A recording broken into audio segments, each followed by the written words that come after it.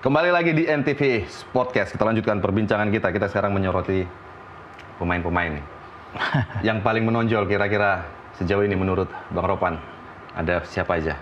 Ya kalau bisa bicara menonjol kan ada 3 pemain yang saat ini kalau kita bisa mencetak 7 gol misalnya 3 dari Evandra, 2 dari Goli, 2 dari Alberto Fadli maksudnya. Jadi mereka yang paling menonjol. Ya tapi kan semua pemain bermain bagus. Betul. Kita harus bisa mengapresiasi perjuangan mereka. Kan ini bermain tim, bukan individu. Kolektivitas yang ini. Tapi kalau bicara ada spesial yang tadi itu karena mereka bisa membuat gol-gol. Tapi kita tidak bisa mengabaikan juga misalnya Dava di bawah Mistar, Matthew Becker di bek kiri. Enak bicara Matthew Becker karena kawan saya yang sampai ini itu tipe mirip gaya seperti dia dan ada di posisi kiri juga. Di kiri. Seperti Matthew Becker. Pada saat transisi permainan sama seperti Supri bermain. Karena saya ikutin beliau ini dari dia masih muda. Di Tafaron itu. 15 tahun. Di Primavera sampai tahun 95 saya ada di sana. Sampai di tim nasional. Dia bermain, stylish bermainnya. Nggak ada tukang gobok, tenang mainnya. Sama seperti Matthew Becker. Pada saat transisi bermain menyerang, dari bertahan menyerang, dia ada cepat sekali di depan. Manuver dia di depan tuh. Penetrasi dia. Sama persis kalau bermain bola, crossing dia. Dan satu, punya naluri mencetak gol yang tinggi. Nah itu Matthew Becker. Supri juga melakukan demikian. Kan dia udah bilang tadi di Kolombo waktu dipelajari bisa membuat gol.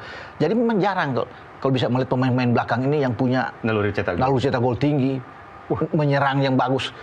Enak tuh. Saya kurang beruntung berarti belum pernah lihat Coach Supriyono main. Wah, mainnya stylish enak. Gak ada main gerebak-gerebuk, main ini jalan. Visi bermain bukan karena dia di samping kiri, karena memang mainnya begitu. Kontrol enak, kasih pas dia lari, langsung masuk. Didorong sama pemain tengah, kita kan Bima kasih ke dia. Dia muncul dari belakang. Itu. Apalagi punya striker kayak kecepet kayak Kurniawan di depan. Ya saya lihat, kan saya nonton dulu dia gila mereka. Jadi memang kalau ada tim nasional dengan Matthew Becker ya tadi kalau kita kolerasi ke sini pas sama gaya mereka. Dan lihat Matthew bermain kan? Simbol bermain, passing oke, cepat naik ke depan, bermain duel one on one juga oke. Itu tidak kasar tapi tidak kasar. Persis sama Supri mainnya. Nggak ada ngambil pemain harus dengan kasar dan jangan dapat kartu. Ini satu-satunya pemain abroad ya yang ada di sejarah juga. Pertama kali kan. Pertama kali Indonesia nggak pernah ada pemain. Dan terlihat memang tidak hanya punya visi ya. Bagaimana konsistensi dia berada di pos itu, mampu menjalankan build up dengan sangat baik. Decision makingnya juga selama ini selalu tepat. Ini kan menjadi poin ya untuk seorang Matthew ya. Mampu bisa menjalankan game taktikal yang diinginkan oleh Coach Nova dengan 3 pemain belakang. 3 pemain belakang. Nah, karena udah disinggung tadi nostalgia sedikit waktu di Primavera di posisi di pemain belakang. Seperti apa saat itu permainan ketika?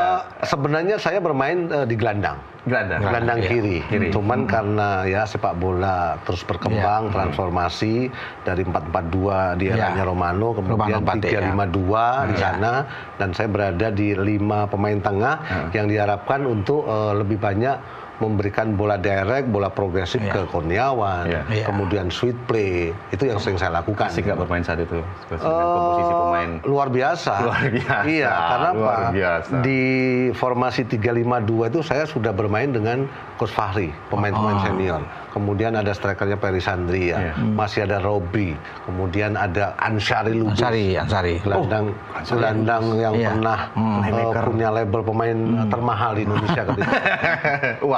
Dan ketika itu kan menjadi momen yang sangat bagus karena apa? Kami masih usia muda. Kemudian sudah dipromosikan bermain di senior, di Piala Tiger. Berarti usia berapa saat itu pertama bermain di 21-an. Iya. 21. Jadi sebelum usia segitu juga. Sebelum AFF itu kan dulu ada Piala Tiger. Betul. Kemudian ada Piala Asia di Abu Dhabi, ya kan? Dan terakhir Piala Dunia 98. Masa-masa keemasan mereka tuh 21, 22, 23. Wah, mainnya kencang mainnya. Jadi tahapannya itu benar-benar kita itu melewati fase yang berjenjang, kemudian berkesinambungan dari youth, junior, kemudian 2 tahun ya dulu di Italia 2 tahun. 2 tahun dalam kompetisi kita. Kompetisi. Iya. Itu pulang berapa kali? Waduh, 2 tahun kita nggak pulang. Nggak pulang. Lebaran. Nggak pulang. Iya. Makanya tahun 95 itu saya dikirim sama Pak Nirwan waktu itu, sama Pak Rahim. Kita sama-sama Warham berangkat ke sana, lihat langsung. Dan dari beberapa pemain mungkin dilihat oleh Romano, Ton Grip, dan kami dipercaya untuk mengikuti seleksi di Helsingborg di Swedia. Dan waktu itu Bima Sakti yang bisa sign kontrak. Sedikit coach, dari Italia itu apa sih yang bisa kita petik sebenarnya dari? Saya berkali-kali ditanya apa sih yang didapat oleh Primavera ketika itu. Saya bilang ketika berbicara trofi kita nggak dapat apa-apa. Tapi dari pemahaman taktikal kita dapat. Artinya knowledge kita bertambah. Kemudian dari knowledge kita bertambah, kan ujungnya kita diharapkan untuk bisa menjalankan game plan taktikal dari Romano Mate, dari Ton Grip, ya kan, kemudian Coach Danur Windo. Apa sih Catenaccio? Seperti apa sih yang harus dilakukan ketika ingin menerapkan Catenaccio? Satu pemain terdekat datang, kemudian yang lain cover dengan model Grendel itu. Itu kalau nggak dibangun dari usia-usia muda ya susah membangun visi bermain. Artinya sepak bola perlu waktu, ya kan, perlu proses jangka panjang. Karena untuk membangun sebuah tim yang solid, dapat chemistry-nya ya. Selain dibutuhkan individu-individu yang kualitas, juga chemistry itu sendiri. Chemistry itu penting. Iya, baik. Selain Matthew Baker, kita ada juga sosok Evandra Foresta. Sudah 3 gol sejauh ini, top scorer di Piala Asia U17. Ada yang bilang sebenarnya permainan dia gelandang sebenarnya kan? Dia gelandang. Ada permainannya mirip Evan Dimas. Kalau Bang Ropan melihat gimana, Bang? Iya, artinya kemarin kan kelihatan ketika lawan Afghanistan, dia ketika dia masuk kan di tengah itu lebih enak lah bermain. Kalau di babak pertama kan kurang karena nggak ada yang ngatur. Terlalu monoton. Walaupun kita masih punya Nasril di sana, punya Daniel, ya ada Bu Fabio, tapi sosok Evandra ini yang kita butuhkan memang. Dia bisa ngatur ritme bermain dan dia sangat cerdas juga. Pada saat kita ada build up serangan, transisi sana, dia itu ada di depan. Nah, lihat aja 2 gol keempat kita kan lawan Yaman. Begitu cepat ketika Yos Holong dapat bola, dia sudah depan, bukan striker yang ada, tapi gelandang seperti dia yang ada depan gawang, mengontrol, mengambil dengan baik umpan dari Yos Holong dan diselesaikan dengan bagus. Sempat mental, tapi dia ketenangan dia yang bisa mancing bola masuk ke dalam gawang. Jadi artinya ini kita butuh gelandang seperti dia. Bagus bermain. Ya, gelandang-gelandang seperti Evandra ini sebenarnya kan sulit sebenarnya didapat, jarang sekali. Kita punya Firman dulu, kita punya banyak lah.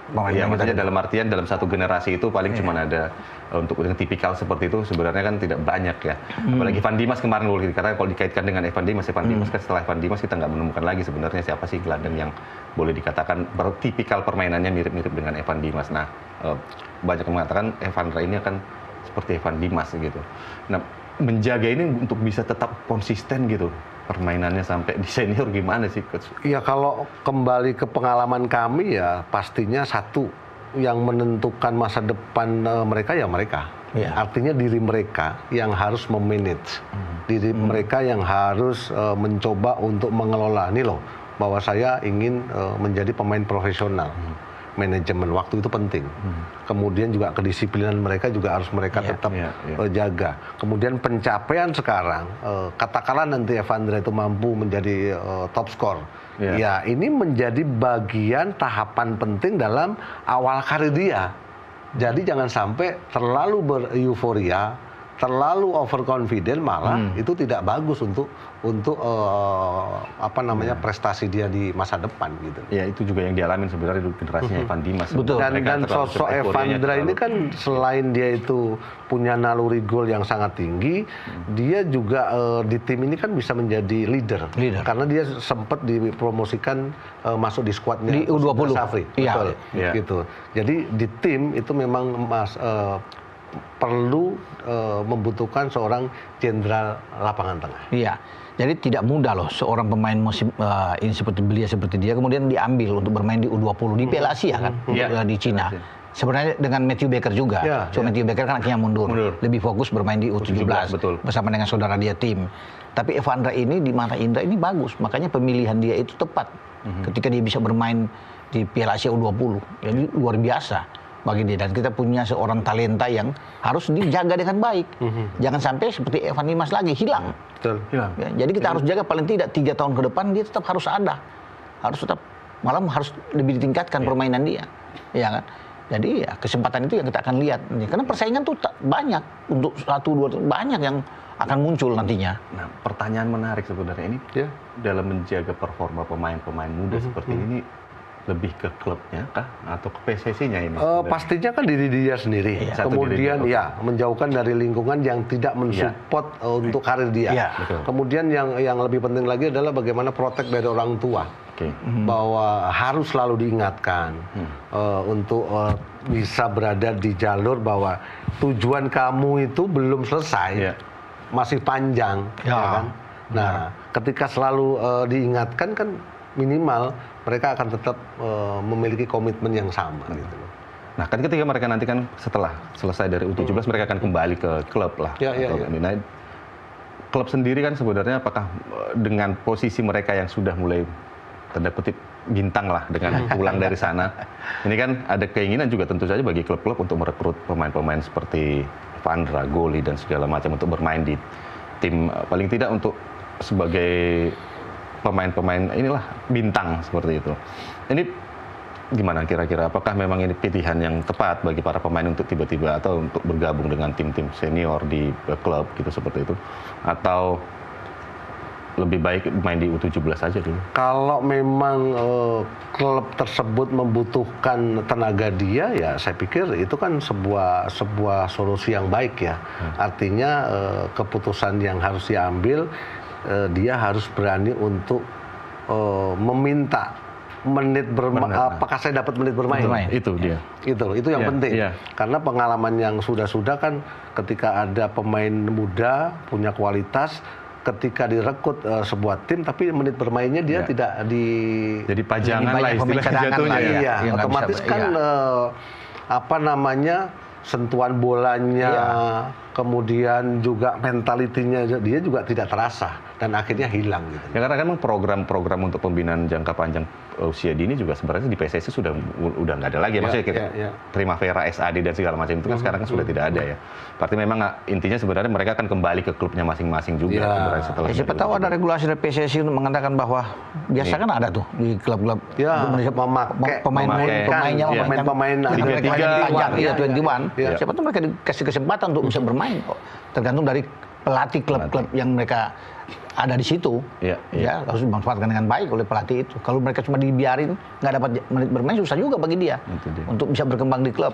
Karena kita bisa paham lah bahwa mereka akan kembali ke tanah air dalam kondisi yang memang populer lah dengan keberhasilan ini. Tapi satu hal, Markus, saya potong di satu hal yang bagus seperti yang katakan Supri, itu kembali ke anaknya. Menjaga performa dia, kan yang menentukan nasib dia ke depan itu dia. Bagaimana dia disiplin di dalam berlatih, kemauan dia, karena banyak kan gangguan-gangguan di luar itu kan banyak sekali. Kalau dia tidak kuat, bahaya. Itu yang akan merusak pemain-pemain muda. Ya kan dengan proses lingkungan. Tapi kalau dia memang fokus, Ronaldo aja, seorang bintang besar, bangun duluan untuk latihan. Yang lain belum latihan jam 6, jam 5 dia udah bangun duluan. Dia latihan sendiri untuk ini. Jadi itu sudah pemain bintang. Itu kan harus ditiru yang gitu-gitu. Jangankan Ronaldo di cabang olahraga lain, Michael Jordan umpamanya juga berlatih. Mereka berlatih sendiri, tambahan. Ada tambahan khusus Jadi memang padahal seorang bintang loh, sudah bintang besar. Tapi dia tunjukkan teman-teman lain belum bangun, dia udah bangun duluan. Karena memang persaingan juga akan semakin berat ke depannya. Tapi kita tahan dulu omongan kita karena kita harus break lagi. Kita kembali lagi setelah pesan-pesan yang satu ini.